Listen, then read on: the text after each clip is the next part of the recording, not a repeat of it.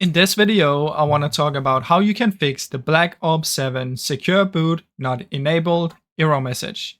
Now, if you get this error message, it's pretty easy to fix. What you want to do is search for system information. Inside of here, look for secure boot state. And if this says off, that means you need to run it in the secure boot. So to do this, you just want to close down your PC, press either delete button, F2, F10, or F12. Usually it's one of these four, and it's going to open up the BIOS mode. In there, you should see one called Secure Boot, and just select that run and run PC in Secure Boot state. Once you've done this, it should hopefully work, but if for some reason it's still not working, just right-click on your game, Properties, Compatibility, activate these two, apply OK, and see if it works.